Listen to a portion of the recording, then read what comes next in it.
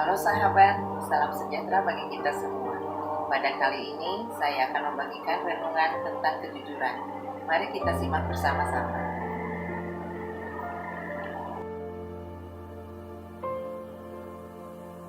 Saya akan menceritakan sebuah kisah. Pada zaman dahulu kala, ada seorang kaisar di Cina sudah berusia lanjut. Dia menetapkan untuk memilih kaisar sebagai penggantinya, tidak seperti kebiasaan yang berlaku. Jika kaisar mangkat atau wafat, maka secara otomatis putra mahkotanya yang akan menggantikannya. Kaisar tersebut menetapkan kebiasaan baru yang belum pernah ada sebelumnya. Rakyatnya sampai bertanya-tanya, ada apa dan kenapa kaisar menetapkan hal tersebut? Kaisar mengundang seluruh pemuda seantero negara untuk datang ke istananya.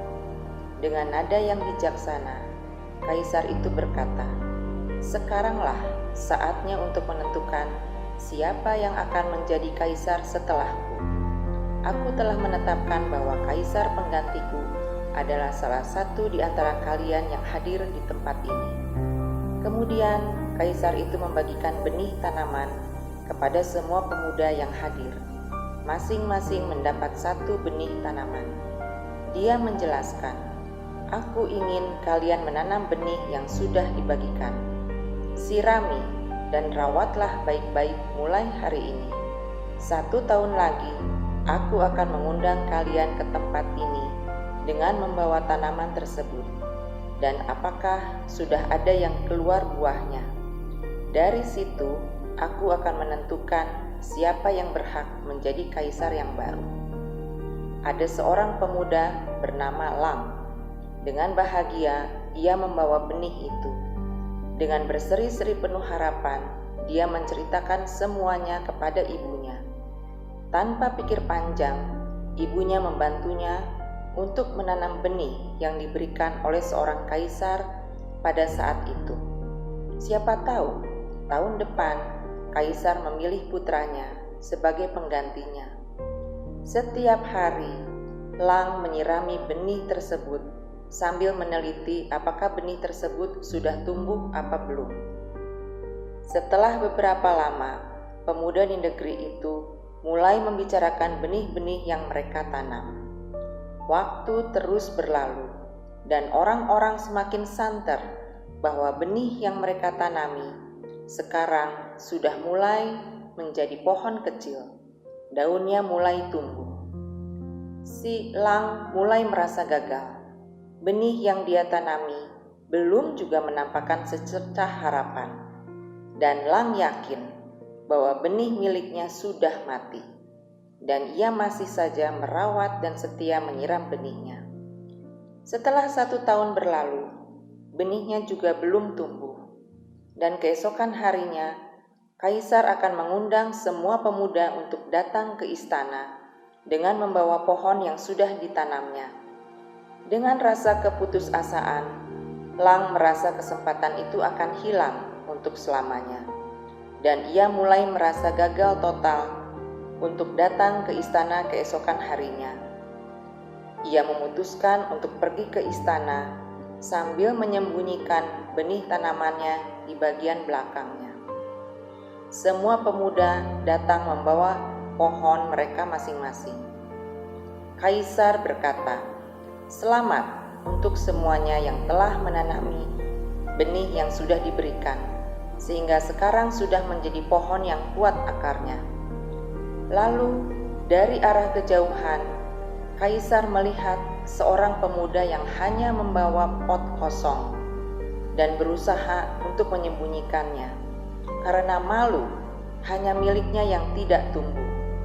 Lalu kaisar berkata, "Halo, Anda nak? Ya, kamu. Tolong kemari." Kaisar meminta untuk pemuda yang membawa pot kosong segera menaiki panggung istana.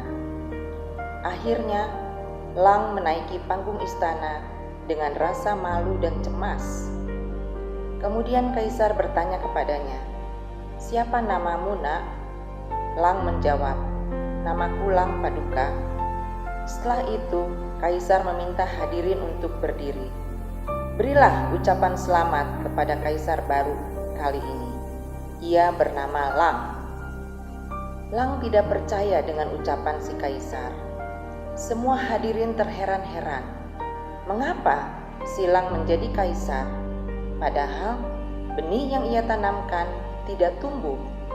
Bagaimana mungkin dia bisa mengalahkan rival-rivalnya yang membawa pohon hasil mereka tanam? Kaisar itu menjelaskan, "Setahun lalu, aku telah memberikan benih kepada kalian, dan kuperintahkan kalian untuk menanam dan merawatnya, serta membawa ke sini 1 tahun lagi bertepatan pada hari ini.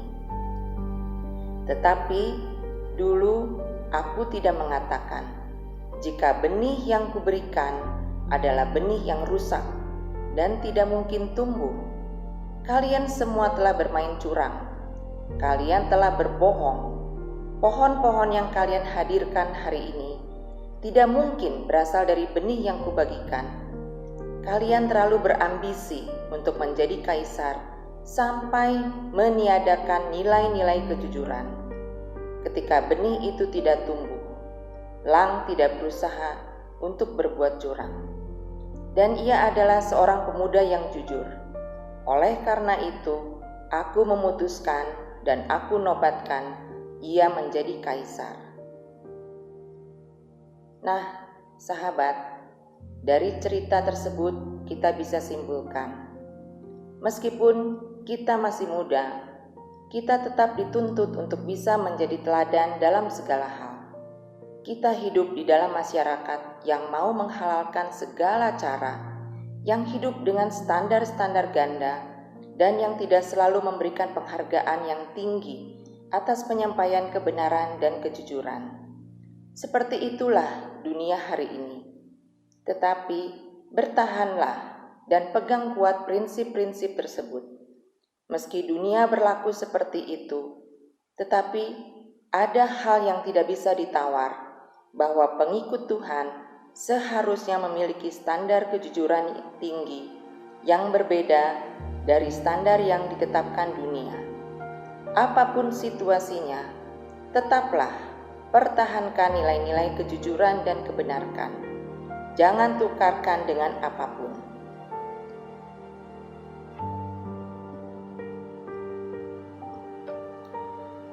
Kejujuran akan menyelamatkan kita pada akhirnya. Orang bijak pernah mengatakan, "Honesty is the best policy," atau kejujuran adalah kebijakan yang terbaik dalam hidup kita. Kejujuran juga merupakan salah satu pilar untuk mengembangkan hubungan dengan orang lain dan keluarga. Semakin tinggi tingkat kejujuran seseorang, semakin dia dipercaya oleh orang lain. Sebaliknya, semakin rendah tingkat kejujuran orang, semakin dia tidak dipercaya orang lain.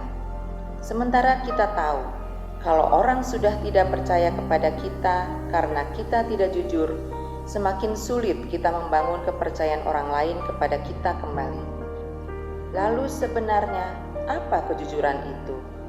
Jujur adalah sikap ketika orang menyatakan, baik dalam ungkapan kata atau sikap, yang sebenarnya kepada pihak lain. Orang yang jujur adalah orang yang menyatakan sebenarnya, tidak berbohong. Artinya, apa yang kelihatan di luar dengan yang di dalam sama. Tampak depan dan tampak belakang tidak berbeda. Dalam diri orang jujur ada integritas, artinya ada kesatuan. Jadi sobat, itulah renungan tentang kejujuran yang sudah saya ceritakan. Jadi kejujuran itu adalah mata pelajaran yang paling berharga dimanapun kita berada. Jadilah orang jujur, karena kejujuran itu sangat penting. Semoga kita semua selalu diberkati oleh Tuhan dan menjadi manusia yang lebih baik lagi. Terima kasih atas perhatiannya. Tuhan memberkati kita semua. Bye.